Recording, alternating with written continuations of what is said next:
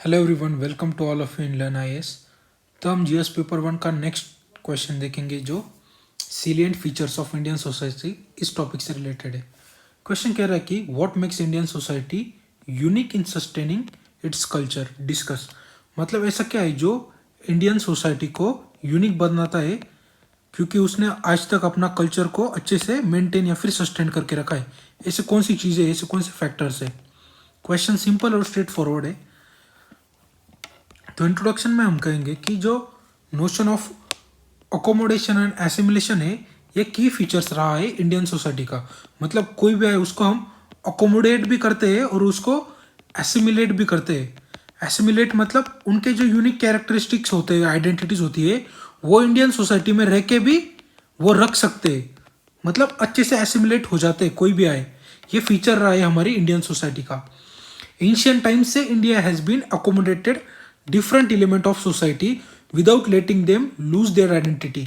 Ancient time से बहुत सारे पीपल इंडिया में आए और वो एक्यूमुलेट हो गए और वो एसिमुलेट भी हो गए। मतलब उन्होंने अपनी खुद की आइडेंटिटी नहीं खोई, लेकिन अपनी खुद की आइडेंटिटी को इंडियन सोसाइटी में एक जगह पा लिया। ठीक है। The essence of Indian society lies in the harbouring the diverse and distinct identities, ethnicities, languages, religions या फिर क्यूलिनरी प्रेफरेंसेस। मतलब कोई भी डाइवर्सिटी हो किसी भी चीज़ से रिलेटेड, इंडियन सोसाइटी में वो डाइवर्सिटी जो है वो एडजस्ट हो जाती है बहुत इजीली। ठीक है। और हिस्ट्री को अगर हम देखें तो हिस्ट्री से ये सीखने को मिलता है कि सोसाइटी जो भी एक्यूमुलेट करना चाहती थी डिफरेंट डाइवर्सिटी को, वो सोसाइटी अच्छे से मेंटेन नहीं कर पाई, वो शटर कर चुकी थी। ऐसे बहुत सारी सोसाइटी हिस्ट्री में देखने को मिलती है जहाँ पर बहुत सारी डाइवर्सिटी हो गई और इसकी वजह से वो सोसाइटी जो है वो अपने आप को मेंटेन नहीं रख पाई, एकजुट नहीं रख पाई और इसकी वजह से शटर्ड हो गई। लेकिन इंडियन सोसाइटी जो है वो इस चीज़ के लिए एक्सेप्शन है, बिकॉज इंडियन सोसाइटी यूनिक है क्योंकि बहुत सारी चीज़ों में उसके डाइवर्सिटीज है। इसके बावजूद भी हमारी सोसाइटी एक लॉन्ग रन से अच्छे से सस्टेन है और एक हार्मनी में रह रही है। तो यही डिस्कस करना है कि ऐसे कौन सी यूनिक पिक्युलरिटीज है हमारी सोसाइटी की, कौन सी खासियत है हमारी इंडियन सोसाइटी की जो इतनी डाइवर्सिटी होने के बाद भी एकजुट है हमारी इंडियन सोसाइटी। तो हम बॉडी में डिस्कस करेंगे यही सारे फैक्टर्स। सबसे पहला फैक्टर है कि सेंस ऑफ हार्मनी। हमारी जो इंडियन फिलोसॉफी है, जिस पर हमारा कल्चर इवॉल्व है, या फिर हमारा जो कल्चर है वो एक इनमें इनेंट फिलोसॉफी है उसमें। मतलब एक ऑर्डर है हमारी सोसाइटी में थ्रू द सेक्रेड बुक्स या फिर कल्चर, जिससे हम क्या करते हैं, हम एक हार्मनी मेंटेन करने की कोशिश करते। अगर दुनिया में आपको पता होगा इंडियंस ही ऐसे मतलब सोसाइटी है जिनको वायलेंस बिल्कुल अच्छा नहीं लगता। अगर किसी जगह हार्मनी है तो वो इंडियन सोसाइटी को बहुत अच्छी लगती है। तो इसको इसी का एक रीजन है कि हमारी सोसाइटी के अंदर एक इनबिल्ट सेंस ऑफ हार्मनी है और इसकी वजह से हमारी सोसाइटी आज तक सस्टेन कर पाई है डिस्पाइट मेनी डाइवर्सिटीज। ठीक है। एक और फैक्टर है कि हमारे इंडियन सोसाइटी में जो आइडिया ऑफ टॉलरेंस है वो बहुत पहले से मौजूद है। Tolerance and liberalism is found in for all the religions. मतलब सिर्फ सोसाइटी में नहीं, लेकिन हमारे इंडिया के जो सारे रिलीजन्स है उसमें भी आइडिया ऑफ टॉलरेंस ही सिखाया जाता है। सारे कास्ट है, सारी कम्युनिटीज है, इन सारों के सारे में एक ही चीज़ कॉमन है, वो है idea of tolerance. Indian society accepted and respected जो भी शाकाज आए, इन्वेजन्स हुआ, ह्यून्स का इन्वेजन हुआ, सेथियंस आए, मुस्लिम्स आए, क्रिश्चियन, ज्यूस, कोई भी आया तो इंडियन सोसाइटी ने सबको खुलेआम से हाथ ओपन करके क्या किया, एक्सेप्ट किया। और आर्म्स ओपन करके एक्सेप्ट किया और क्या किया, रिस्पेक्ट किया। ठीक है। और जो रूलर्स रहे थे जैसे अशोका हो गया या फिर अकबर्स हो गए, तो इन्होंने भी वेरियस रिलीजन को पैटर्नाइज किया और ये इंश्योर किया अपने एरा में, अपने किंगशिप के दौरान, कि जो पीसफुल कोएग्जिस्टेंस हो बाकी रिलीजन्स का।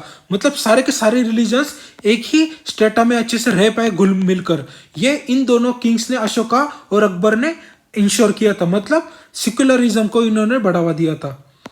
और फैक्टर्स कौन से थे कि कंटिन्यूटी और स्टेबिलिटी। अगर हम एशियंट इंडियन कल्चर को, लाइट को देखें तो वो आज भी ग्लोइंग कर रहा है एशियंट इंडियन कल्चर हमारा।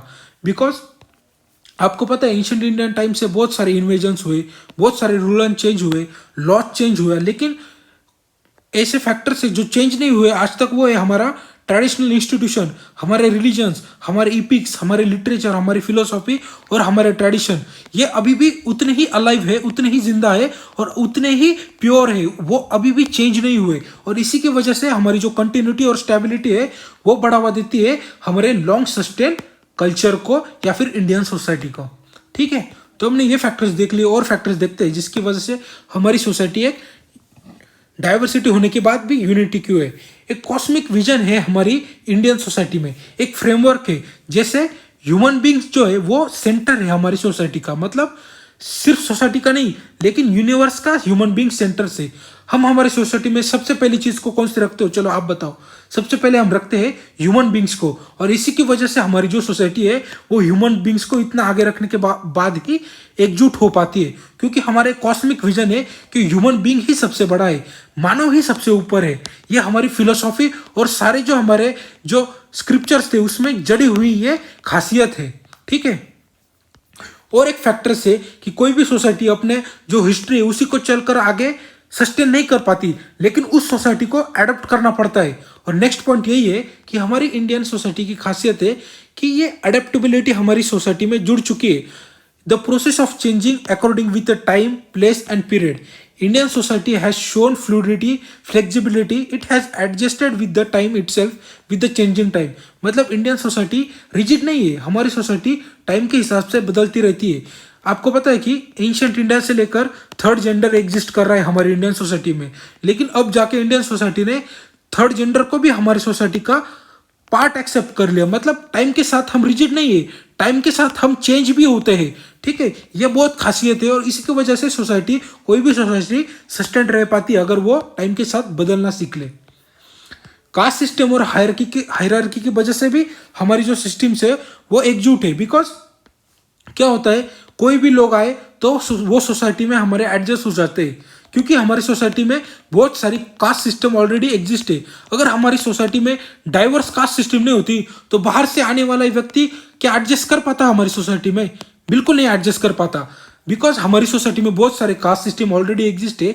इसी की वजह से हम किसी को भी आउटसाइडर को इजीली अकोमोडेट कर लेते हैं। ठीक है, बट यही रीजन है कि इसी की वजह से डिस्क्रिमिनेशन और प्रिजुडिस भी बहुत सारे होते हैं हमारी सोसाइटी में। नेक्स्ट पॉइंट देखते हैं, हमारी सोसाइटी में यूनिटी एंड डाइवर्सिटी है डिस्पाइट इनहेरेंट डिफरेंसेस। मतलब बहुत सारे डिफरेंसेस हम पहले से कैरी कर रहे हैं, इसके बाद भी हमारी इंडियन सोसाइटी सेलिब्रेट करती है यूनिटी एंड डाइवर्सिटी। इससे रिफ्लेक्ट होता है कि मॉडर्न इंडिया के हमारे फाउंडिंग प्रिंसिपल और कॉन्स्टिट्यूशनल जो आइडियाज है रिसेंटली, इसी से रिफ्लेक्ट होता है कि हमारी यूनिटी एंड डाइवर्सिटी में है। ठीक है, तो हमने बॉडी डिस्कस कर लिया, अब हम कंक्लूजन देखते हैं।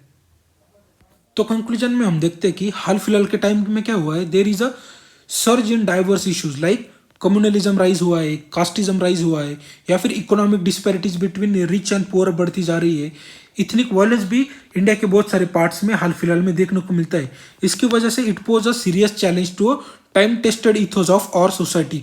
मतलब हमारी सोसाइटी इतनी आगे चल के आई है, ये सारे फैक्टर्स हमारी सोसाइटी को चैलेंज करते हैं और एक चैलेंज पोज भी करते हैं। ठीक है, लेकिन इंडिया जो है वो इन सारी चीज़ों से ऊपर उठ जाएगा। India will win over all this problems in society without shattering, और वो भी बिना टूटे हुए हमारी सोसाइटी इन सारी चीज़ों के ऊपर बिल्कुल से उठ जाएगा। बस हमारी सोसाइटी को एकजुट होकर रहना पड़ेगा। तो हम कंक्लूजन में ये भी कहेंगे कि despite diversity India holds the principle of सर्वधर्म समभाव हाई। मतलब हमारी इंडियन सोसाइटी में इतने सारे डाइवर्सिटीज है, रिलीजन से लेके, लैंग्वेज से लेके, कल्चर से लेके, कास्ट से लेके, despite that all India holds the principle of सर्वधर्म समभाव हाई। मतलब हर कोई भी रिलीजन हो, कोई भी कल्चर हो, in this respect everyone is equal. सारे रिलीजन जो है वो इक्वल है, ये हमारी सोसाइटी हाई रखती है। ठीक है, तो हमने क्वेश्चन की सारी डिमांड फुलफिल कर दी। तो ये था आज के डिस्कशन में। Thank you very much for the discussion.